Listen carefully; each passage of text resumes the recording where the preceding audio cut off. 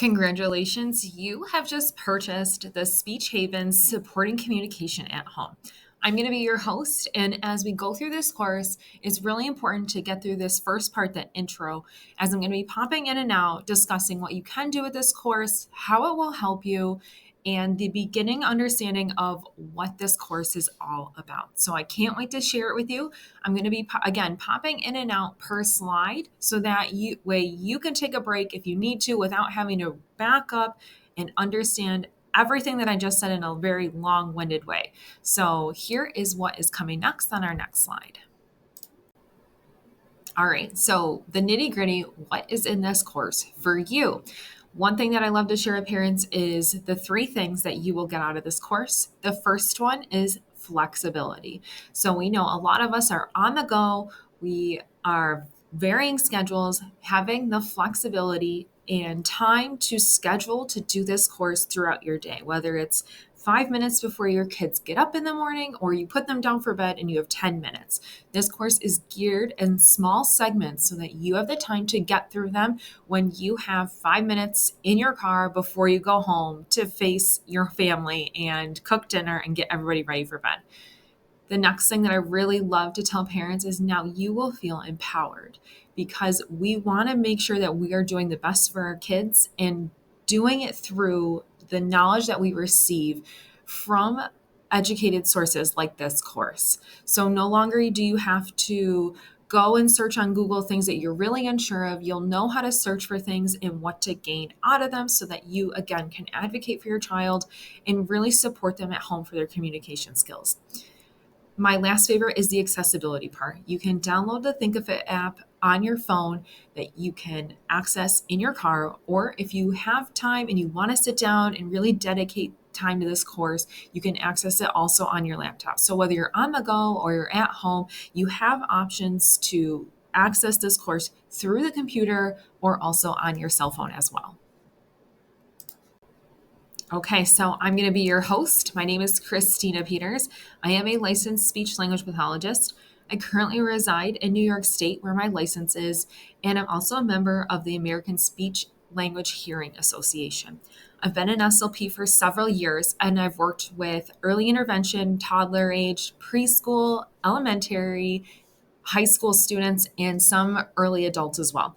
So my experience is really important when I have done this course that I can look at children in my therapy sessions and through this course to help guide parents on what it looks like in the early stages to get them to a point where they are successful and what that can look like at the academic level as well when they enter kindergarten. Financial disclosure, my business does receive the proceeds from this course. So if you purchase this course, it goes directly to my business. I own a private practice and work that private practice full time during the week. If you have any questions about the course or are interested in therapy, please feel free to reach out to our email address or visit our website at haventherapyservices.org. All right, so some disclaimers, some things you're allowed to do with this course and some things that you are not allowed to do with this course. One thing you are allowed to do is you can discuss this course with others. You feel free to post on Facebook if you enjoyed the course, if you felt it was helpful, feel free word of mouth to share it with other parents.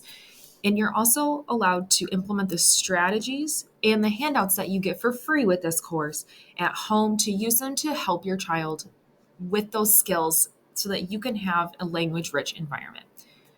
Again, you're also allowed to use the handouts in this course to support your understanding and tracking when you're working on skills with your child.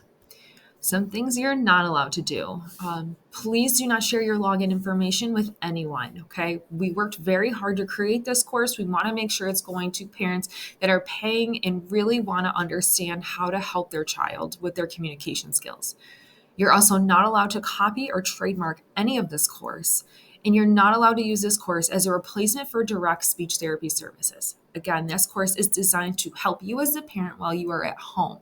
Should your child still need speech therapy or is on a wait list for speech therapy, or you are working with a speech language pathologist, please continue to seek those options. It is crucial that if your child does need direct services, that they receive those services.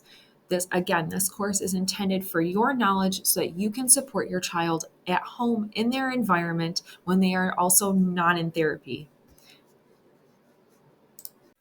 All right, so what you get with our paid course, and if you make it all the way to the end, we have a really awesome discount. You get a free checklist about what to do. So, say your child is now qualified for speech therapy, what do you do next? We have a whole checklist for you to follow so that you are never confused.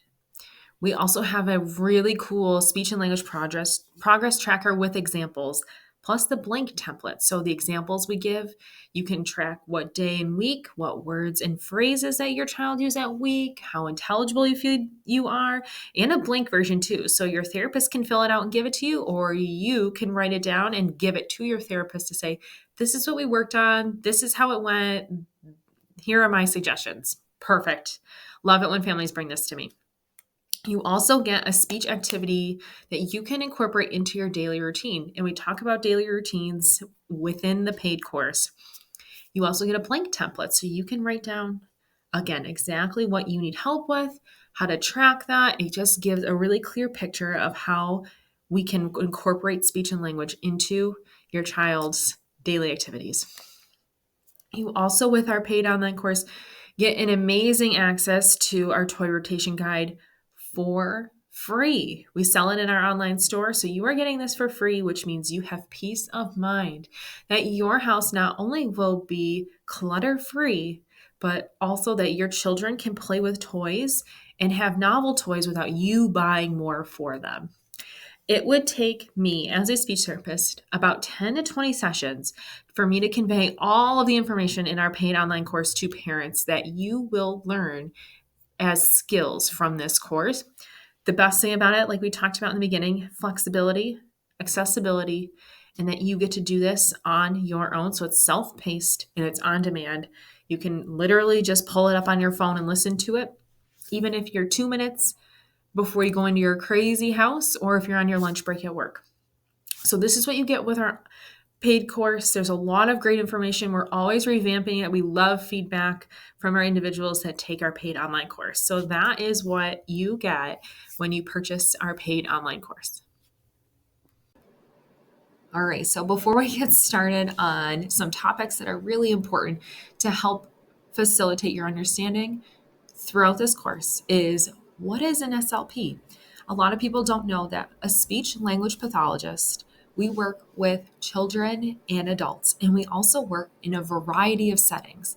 So for example, we work with patients that are in hospitals, we do outpatient settings, therapists also work in nursing homes, we work in private practice, we're most known probably for our work in school districts, and we also work for agencies that target that early intervention and preschool age students. A lot of therapists also do teletherapy too, which is a great way to access to remote areas where families are so that they can get the support that they need. It's also really important that when we're thinking about speech language pathologists, I like to use the analogy about a speech language pathologist is kind of like a mechanic. So for example, if a mechanic works at a big dealership and that dealership only sees certain types of vehicles like Chevys, there are therapists that specialize in specific areas of our field. So for example, feeding and swallowing, therapists can specialize and only work with students who have feeding and swallowing needs, or adults as well. There are other mechanics that are more general and also work with a variety of different types of vehicles. So you might bring your car into the shop and this mechanic works with BMW, works with Lamborghini, works with Ford, works with Honda. So it's really important that when you are thinking about the specific needs of your child, that therapist can really coach you and support you, or if they're not sure, can refer to another therapist that does specialize in that area. So speech language pathologists, we do a lot of work and we love the support that we get from families when they say, hey, I need help with this, or can you help me with this? We are in the helping field and really generally want to see our children and our adult clients make progress no matter what the goals are. Okay, so for our first big topic, we are going to discuss expressive language. So for the overview for our intro course, Expressive language refers to a child's ability, again, this course is geared towards children, to use words, which a lot of us think of just verbal expression as the only type of expressive language. So, verbal words, gestures, and sentences. And really, it's about when you're supporting your child at home, if they're struggling with communication, to work on requesting, to work on functional things. All right. So, receptive language is when really I try to coach parents to think about receptive language in terms of understanding and comprehending. And this looks a lot like when a child is able to follow directions, being able to take spoken meaning and interpret it and be able to express it. And also, recognizing social cues as well. So it's really that comprehension piece to understand so that children can learn and then be able to retain information and be able to do something with it. Okay, so one of my favorite things to talk about is executive functioning. And this goes so unnoticed, especially with children in the academic setting. So, executive functioning, I like to think of them as brain tools or brain skills. So, these help children manage their thoughts, emotions, and their actions. I love to call them thinking tools. They are emerging in young children. So we have to remember that as children are learning, they are gaining these skills and continue to gain these skills as they go through school and become young adults.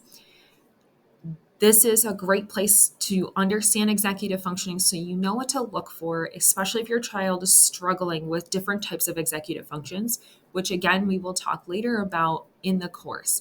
For example, one of the executive functions that I see some students struggle with, and even adults as well, is working memory. So being able to remember something long enough to retain it and then be able to do something with that information. So the easiest example I can give is if someone gives you a phone number, you have to try to remember all the digits and then be able to write it down, recall it, type it into your phone. So that's a really big skill that kids really need to have when they're learning language, speech, or even again in the academic setting. All right, sensory processing. Now, typically, an occupational therapist is the professional that guides you on sensory processing. However, these are the basics, and again, the tools that you can use to look at your child, given from my experience working with children in this setting, and also the information I've gotten from learning from others. Sensory process, we think of the very basic ones: smell, taste, sight, but there are also other ones that you don't typically think about or because you don't physically see them. So there's two different ones that I have on this page. We'll talk about some more. Two of them are vestibular and proprioceptive. So what those look like in a therapy setting and what they might look like at home for you too, I outlined in this course. It's really important, again, that you understand and can look for these things so that you know how to support your child to be successful, not just getting through their school day or daycare, but also when they're at home with you too, how to get them through routine so that they can process and be successful. And I see lots of students have different types of behaviors because they really struggle with this.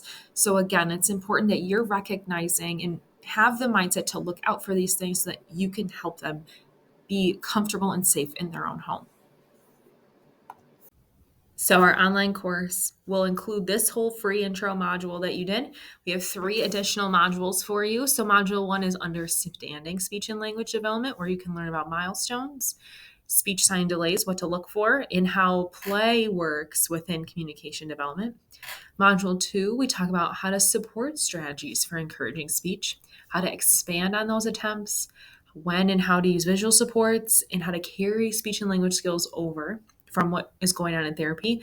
Or let's say you're at home and you're sending your child to daycare and they need help with this one skill. You now have the opportunity to coach and teach your daycare provider on what to do when they are with the daycare provider.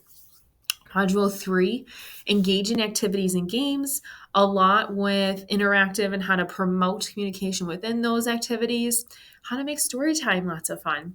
And then also movement and music, so big when you're working with little ones for communication skills. So that is the framework for our paid online course.